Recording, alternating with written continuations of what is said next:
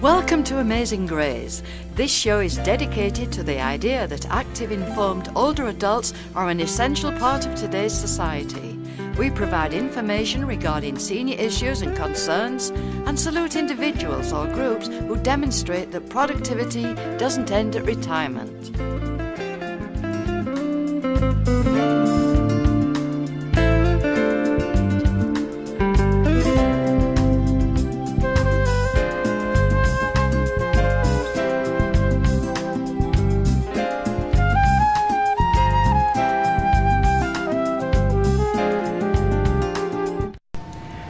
Hi, and welcome to another segment of Amazing Grays.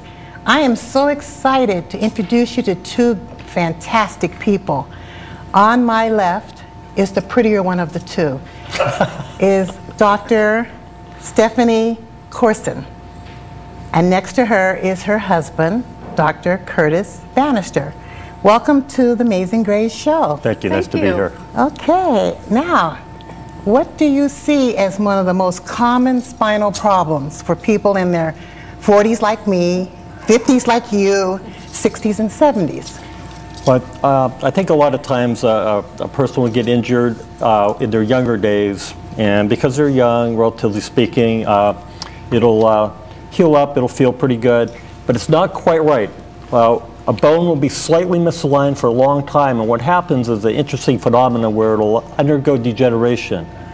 And what I mean by that is the bone above, the bone below, and then the subject bone, and we're talking about in your spine, of course, they become fixated, they don't move properly.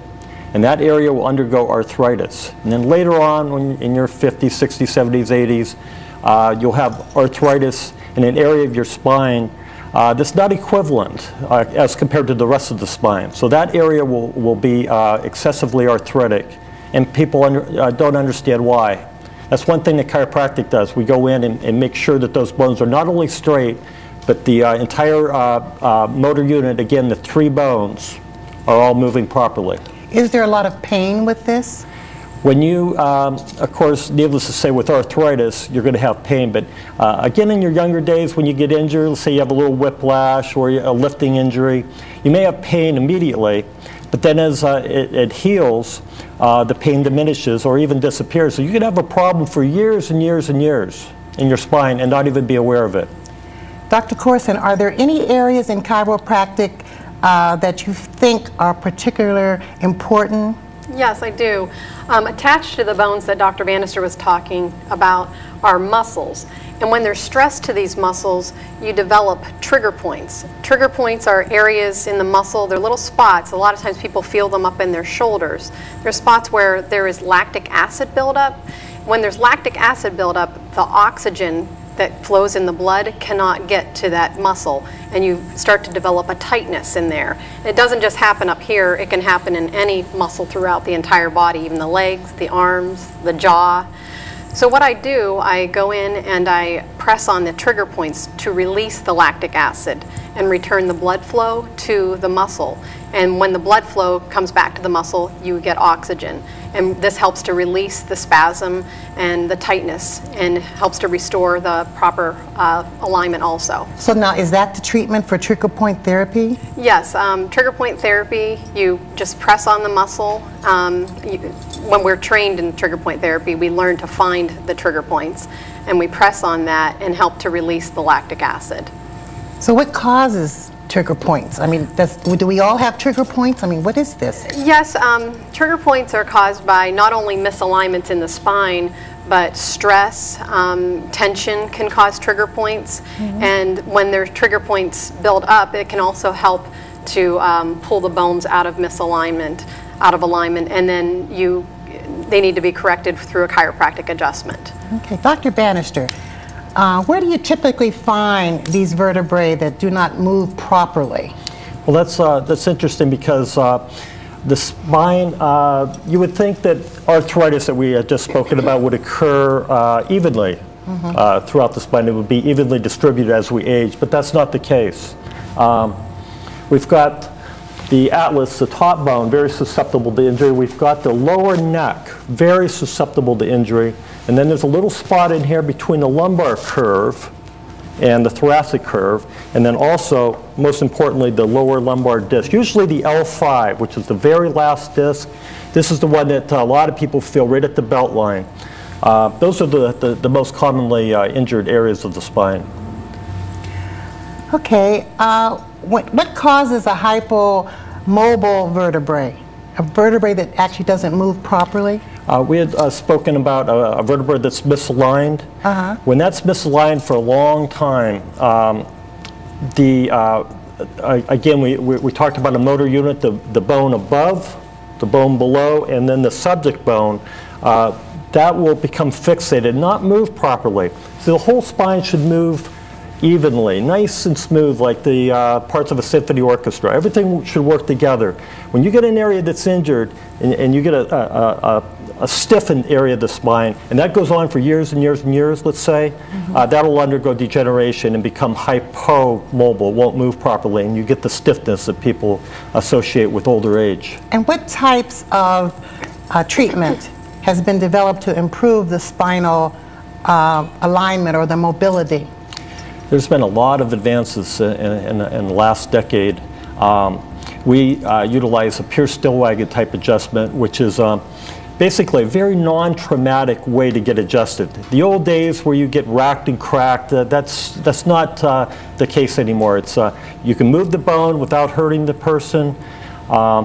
We also use a Cox distraction, which is a way of decompressing the disc for, in particular, lower back injuries. But again, the treatments now are very gentle.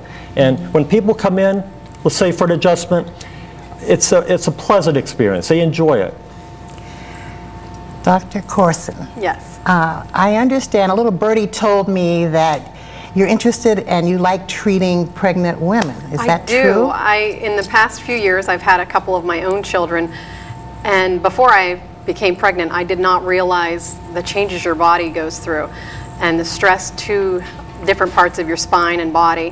While I was pregnant, I had quite a severe increase in my pain due to the increasing size of my abdomen. So my husband here would give me treatments almost weekly, not always adjustments, but sometimes trigger point therapy, and when it needed to be adjusted, he would adjust it. So I thought we should get some equipment for pregnant patients, and we've gotten pillows to help the patient be able to lie face down, which is something a lot of my pregnant patients say, oh, I need these for at home because it's such a rare thing to be able to lie face down. So what we do is we have them lay down, and we usually do trigger point therapy first, and then we give them an adjustment, and a lot of my patients rely on this just to get through their pregnancies. How long can you do therapy?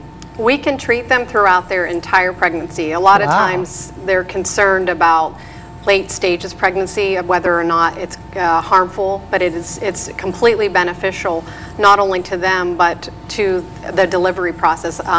Research has shown that chiropractic care in conjunction with the pregnancy process helps to give better deliveries. Right up until the day of delivery. Right. Oh, wow. This has really been fascinating. I'm just so excited that you were able to come on and really talk to our clients and our audience and let them know exactly what is available, and if they have those little funny aches and pains, that there's a place that they can go. They can go to a chiropractor and hopefully be all better, and especially as a pregnant woman. Yes. Again, I want to thank you both for coming, Dr. Bannister. Great being here. Dr. Coursen. Let's do it again. Thank you. We will. All you got to do is just say when. Okay. Thanks for having me. And to you, your host has been Joe Johnson.